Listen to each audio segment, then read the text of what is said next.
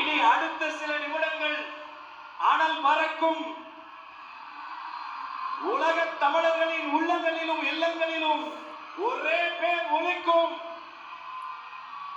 இதோ சோழ மண்ணில் தமிழக வெற்றி கழகத்தின் வெற்றி தலைவரே, தர்மத்தாயின் தவ புதல்வரே, வருக வருக வருக.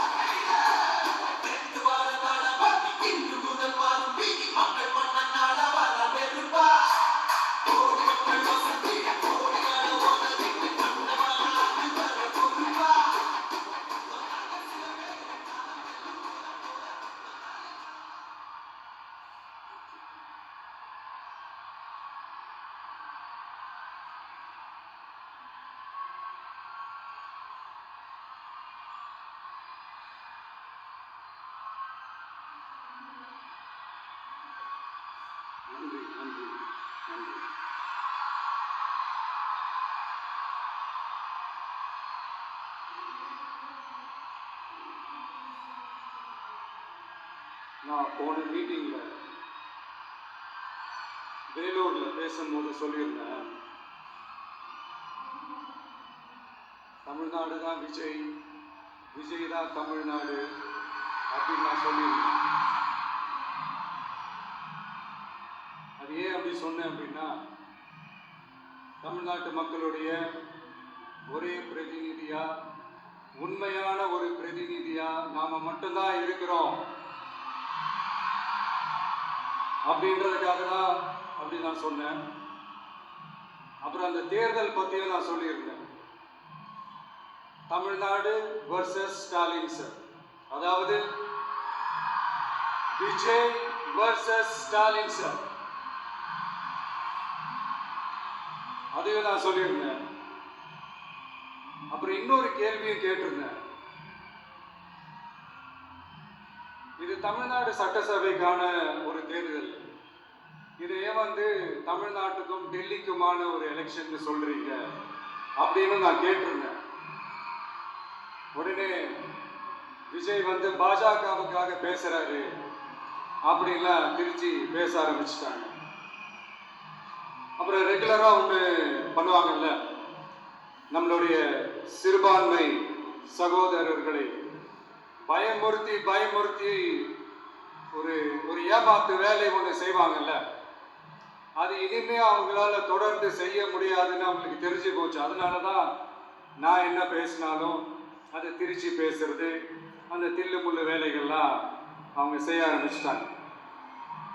சென்னையில் டெல்லி டெல்லின்னு கூவுறதும், அடிக்கிற கொள்ளைக்கு ரைடு வந்துட்டா டெல்லிக்கு வெள்ளை கொடை பிடிக்கிறதும்,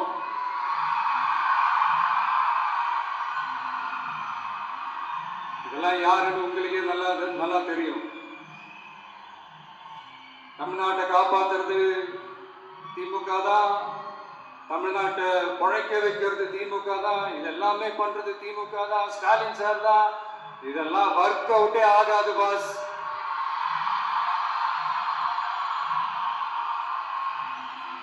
சின்ன பசங்களா சொல்ல ஆரம்பிச்சுட்டாங்க, ஓம் சக்தி பராசக்தி, திமுக ஒரு தீய சக்தி.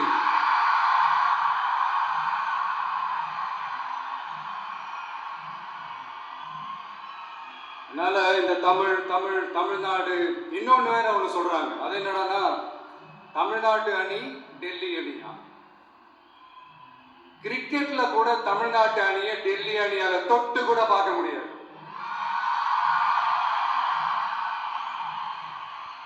அப்படி இருக்கும்போது கிரிக்கெட்லயும் விசில போடுறது தமிழ்நாடு தான். சிஎஸ்கே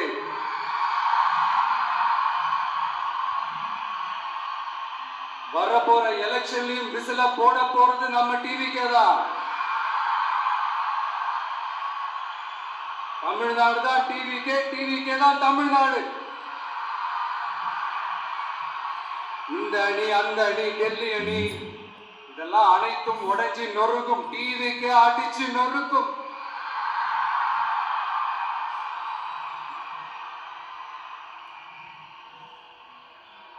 எனக்கும் என்னுடைய மக்களுக்கும் நடுவுல வேற யாராலையும் உள்ள நுழையவே முடியாது. இது ஒரு அம்மா பையன் உறவு, அப்பா புள்ள உறவு, அண்ணன் தங்கச்சி உறவு, அண்ணன் தம்பி உறவு, அக்கா தம்பி உறவு. இது சும்மா ஒரு எலெக்ஷனுக்கு வந்த உறவு அப்படின்னு நினைச்சிடாதீங்க. இது இயற்கையாகவே அமைஞ்ச உறவு. இது எவ்வளவு டீப்பான உறவுன்றது நான் உணர்ந்திருக்கிறேன். அதே மாதிரி நம்ம தமிழ்நாடு மக்களும் இதை உணர்ந்து இருக்கிறாங்க. இன்னும் சிம்பிளா சொல்லணும்னா, மற்றவங்களுக்கு வேணா இது எலெக்ஷன், ஆனா எனக்கும் என்ன நேசிக்கிற மக்களுக்கும் இட் இஸ் an emotion.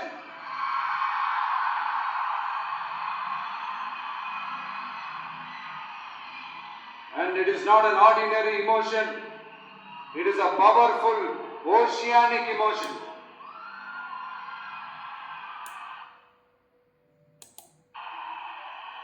இப்படி இருக்கும்போது வீட்டுக்கு வீடு விஜய், தமிழ்நாட்டுக்காக விஜய், வெற்றி பேரணியில் தமிழ்நாடு, இது எல்லாமே 100% இந்த எலெக்ஷன்ல அது ப்ரூவ் ஆகும்.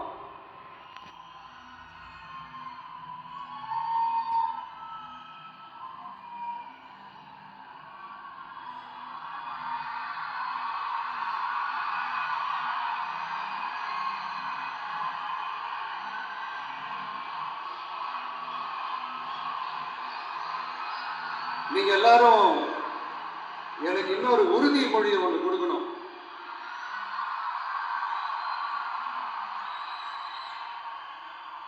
ஊழலற்ற உண்மையான சமூக நீதியை நிலைநாட்ட நம்ம ஆட்சியை அமைப்பீங்க தானே? உங்களை தான் கேட்கிறேன், நம்ம ஆட்சியை அமைப்பீங்க தானே? இந்த விஜய்க்கு ஒரு வாய்ப்பு கொடுப்பீங்க தானே? உண்மையிலே கொடுப்பீங்க தானே? இந்த விஜய நம்புறீங்க தானே? ஒவ்வொரு வீட்லயும் விசில் சத்தம் கேட்கும் தானே? அந்த விசில் சத்தம் ஒவ்வொரு பூத்திலையும் புயலா ஒலிக்கும் தானே? Thank you thank you thank you.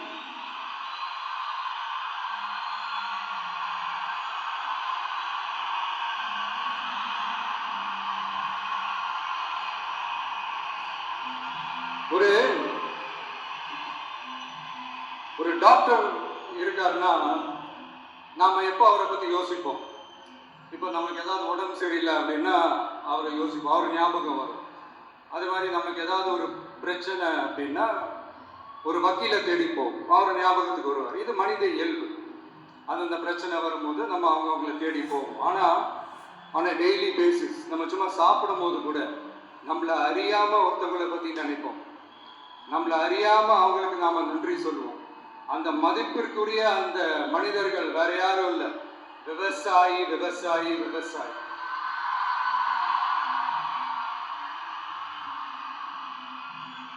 அவங்க பார்க்கறதுக்கு வேணா சாதாரணமா இருப்பாங்க, ஆனா அவங்க சாதாரணமான மனிதர்கள்லாம் கிடையாது. இந்த உலகத்தையும் மனிதர்களையும் படைச்சது கடவுள்னு சொல்லுவாங்க, ஆனா அந்த கடவுளுக்கே படையல் போடுற உயர்ந்த மனிதர்கள் தான் நம்ம விவசாயிகள். இந்த பூமியில உயிர் இருக்குது, இந்த பூமியில பூ பூக்கும், காய் காய்க்கும், பூத்து குலுங்கும்னு இந்த பூமியை அழகா காட்டி இந்த பூமிய சாமி ஆக்குறதுல இயற்கையோட சேர்ந்து நம்ம விவசாயிகளுக்கும் ஒரு முக்கிய பங்கு ஒன்று இருக்கு. அதனால நான் ஏதோ ஓவரா ஏதோ சொல்றேன்னு நினைக்காதீங்க. எனக்கு இந்த அடுத்த ஜென்மம் மறுபிறவியை பத்தியெல்லாம் எனக்கு தெரியாது. அது உண்மை அப்படின்னா அடுத்த ஜென்மத்துல நான் ஒரு விவசாயி குடும்பத்துல பிறக்கணும்னு ஆசைப்படுறேன்.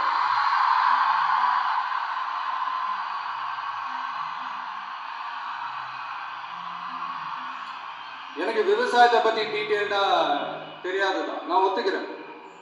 அதனால மற்றவங்க மாதிரி நானும் டெல்டாக்காரன் தான் அப்படின்னு உங்க காதுல டால்டா ஊத்தலாம் நான் வரல. எனக்கு விவசாயத்தை பத்தி டீட்டெயிலா தெரியலன்னா கூட அவங்க படுற கஷ்டங்களை பத்தி எனக்கு நல்லாவே தெரியும்.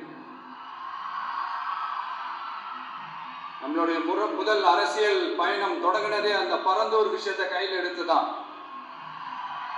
அதனால நம்மளுடைய இந்த ஆட்சி அமைஞ்சதும் தீர்க்க வேண்டிய முக்கியமான பிரச்சனைகள்ல நம்மளுடைய விவசாய பிரச்சனைகளும் ஒண்ணு. முதல்வர் அவர்களுக்கு இந்த மாதிரி நீங்க அது செஞ்சுட்டேன் இது செஞ்சுட்டேன் அப்படின்னு நிறைய பெருமையா சொல்லிக்கிறீங்களே, ஒரு அடிப்படை ஒரு பிரச்சனையை பத்தி ஒண்ணு பேசுவோமா? கொஞ்ச நாளைக்கு முன்னாடி ஐநா சபை ஒரு ரிப்போர்ட் ஒன்று வெளியிட்டிருந்தாங்க. அது கூட தினத்தந்தி நியூஸ்ல கூட வந்துச்சு. உடனே கூகுள் பண்ணி எதுவும் தேடாதீங்க, உங்க ஏஜென்சி வச்சு எதுவும் சர்வே கிருவே எடுக்காதீங்க. எதுக்கு உங்களுக்கு சிரமம்? நானே என்னன்னு சொல்றேன். தண்ணீர் திவால் அப்படின்ற அந்த தலைப்புல தண்ணியே இல்லாம திவால் ஆக போகுது அப்படின்ற அந்த கட்டுரை படிக்கும் போது உண்மையிலேயே மனசுக்கு ரொம்ப பகீர்னு இருக்கு. இந்தியாவிலேயே அது முக்கியமா நம்ம தமிழ்நாட்டில் இன்னும் கொஞ்ச காலத்திலேயே தண்ணியே இல்லாம திவாலாக போகலாம். அதுக்கு காரணம் நிலத்தடி நீரை பாதுகாக்காம விட்டதுதான் காரணமா. மண்ணையும் மணலையும் கொள்ளையடிச்ச அப்படின்னா வேற என்ன நடக்கும்? மலைகளை முழுகினா பின்ன வேற என்ன நடக்கும்? கனிம வளங்களை கொள்ளையடிச்சா பின்ன வேற என்ன நடக்கும்? இந்த மணல் கொள்ளையில ஈடுபட்டவங்களை மேல நீங்க சரியா நடவடிக்கை எடுக்கலன்னு அது போதுமானதாக இல்லை அப்படின்ட்டு சென்னை உயர் நீதிமன்றம் சொன்னிச்சு. மறந்துட்டீங்களா? இந்த மணல் கொள்ளை, கனிம வள கொள்ளை, இதுக்கெல்லாம் காரணம் மணல் மாஃபியா குரூப் தான் மதுரை உயர் நீதிமன்றம் அந்த கிளை சொன்னிச்சு. அதை மறந்துட்டீங்களா? இந்த மணல் மாஃபியா குரூப்புக்கு ஆதரவு அளிக்கிறது யாரு? உங்க திமுக கவர்மெண்ட் தானே. அது இல்லைன்னு சொல்ல முடியுமா? அவங்களோட டீலிங்ல இருக்கிறது யாரு? நீங்க தானே. அது இல்லைன்னு சொல்ல முடியுமா? தண்ணி திவாலாக போகுது, மணல் திவாலாக போகுது, கனிம வளம் திவாலாக போகுது. மொத்தத்துல உங்க ஆட்சியில தமிழ்நாடு திவாலாக போகுது. கடன் மேல கடன் வாங்கிட்டு உங்க கவர்மெண்டே குப்புராட்சி படுத்துக்கிச்சு. உங்ககிட்ட பேசுறதும் ஒண்ணுதான். சரி, அதை விடுங்க.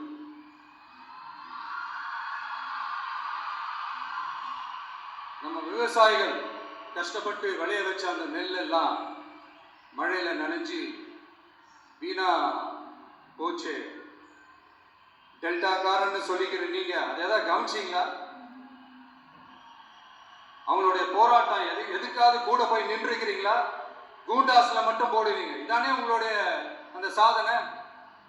பரந்தூர் பிரச்சனை உங்களுடைய உண்மையான நிலைப்பாடு என்ன? மேல்மா விஷயத்துல உங்களுடைய உண்மையான நிலைப்பாடு என்ன? தமிழகத்தில் இருக்கிற எல்லா ஆறுகளையும் இணைப்போம், இந்தியாவிலேயே நாங்க தான் அதை பத்தி ஃபர்ஸ்ட் யோசிச்சோம் அப்படின்னு பெருமையா சொல்லிக்கிற இந்த திமுக கவர்மெண்ட் அவங்களுடைய நாக் என்னன்னு சொல்லவா? இந்த மாதிரி பெரிய பெரிய திட்டங்கள்லாம் ஆட்சிக்கு வந்த உடனே செய்ய மாட்டாங்க. அந்த ஆட்சி முடிகிற டைம்ல அந்த கடைசி 6 மாசம், அந்த 1 வருஷம், அந்த 1.5 வருஷத்துல அதுக்கான திட்டத்தை கொண்டு வருவாங்க, அதுக்கான அடிக்கலை நாட்டுவாங்க. அதுக்கப்புறம் எலெக்ஷன் வரும், தோத்துருவாங்க. கேட்டேன், எங்க ஆட்சி தான் முடிஞ்சிருச்சு அப்படின்னு நாடகம் ஆடுவாங்க. இல்ல, நான் தெரியாம தான் கேட்கிறேன். மக்கள் மேல உங்களுக்கு உண்மையிலே அந்த அக்கறை இருந்துச்சுன்னா ஆட்சிக்கு வந்த உடனே இந்த மாதிரி பெரிய பெரிய திட்டங்கள்லாம் ஸ்டார்ட் பண்ண வேண்டியது தானே. அதனால ஆட்சி முடியும் போது அடிக்கல் நாட்டுறது. ஓட்டுக்காக என்னென்னலாம் பேசுவீங்க, ஆனா மக்கள் இதெல்லாம் நம்புறதுக்கு அவங்க ஏமாளிக்க நினைச்சீங்களா? மக்களே, நம்மளுடைய ஆட்சி அமைஞ்சதும் இந்த மாதிரி பெரிய பெரிய திட்டங்கள்லாம் உடனே ஸ்டார்ட் பண்ணுவோம். அதை அந்த 5 வருஷத்துக்குள்ள அதை முடிக்கவும் ட்ரை பண்ணுவோம். இப்படிலாம் நம்ம பேசினா காவிரி பிரச்சனையில உன் கருத்து என்ன, முல்லை பெரியார் பிரச்சனையில உன் கருத்து என்ன, இப்படிலாம் அதெல்லாம் பத்தி உனக்கு என்ன தெரியுமா அப்படின்னு கேட்க ஆரம்பிச்சிருவாங்க. ஐயா, உலக மகா மேதைகளே, ROV, ரிமோட்லி ஆபரேட்டட் வெஹிக்கிள், அதை வச்சு தண்ணிக்குள்ளேயே போய் அணைகளோட உறுதித்தன்மையை ஆராய்ச்சி பார்க்கிற வரைக்கும் நான் எல்லாம் தெரிஞ்சுதான் வச்சிருக்கேன். ஒருத்தன் சைலண்டா இருக்கான், அமைதியா இருக்கான்னா உடனே அவனுக்கு எதுவுமே தெரியாதுன்னு நினைச்சிடாதீங்க. சும்மா கருத்து சொல்லிக்கிட்டு கம்ப சுத்திக்கிட்டு இருந்தா எல்லாமே நடந்துருமா? நச நச நசன் பேசி பேசி அதை கேட்டு மக்கள் வெறுத்து போயிட்டாங்க. உருப்படியா ஏதாவது யோசிங்கயான்னு மக்கள் நினைக்கிறத யாருக்கு தெரியுதோ தெரியலையோ, எனக்கு அது நல்லாவே தெரியுது. உரிய இடத்துக்கு போய் சம்பந்தப்பட்டவங்களோட பேசி அதுக்கான சொல்யூஷன் என்னன்னு தெரிஞ்சுக்கிட்டு அதை ப்ராப்பரா எக்ஸிக்யூட் பண்ணணும். அடுத்து நம்மளுடைய கடல் விவசாயிகளான நம்மளுடைய மீனவர்களுடைய பிரச்சனைக்கு அப்பப்ப எந்திரிச்சு கடிதம் எழுதிட்டு திரும்ப தூங்க போயிடுவார். அவ்வளவுதான், அதோட அது அப்படியே கிடக்கும். மானி, தேனி, பொன்மானி இப்படி எல்லாம் கடிதம் எழுதுறதெல்லாம் வேலைக்கே ஆகாது. ஒன்றிய அரசுக்கு அந்த உண்மையான உணர்வுபூர்வமான அந்த அழுத்தத்தை கொடுக்கணும். நம்ம மீனவர்கள் மேல அவங்க கையே வைக்க கூடாது, கையே வைக்க விடக்கூடாது. அவங்களுக்கான அந்த பாதுகாப்பு பக்காவா இருக்கணும். அதுதான் நம்மளுடைய ஒரே அஜெண்டா. மீனவர்களே, அடுத்து நம்மளுடைய ஆட்சி தான். கவலைப்படாதீங்க, தைரியமா இருங்க. உங்களுக்கான பாதுகாப்பு பக்காவா இருக்கும்.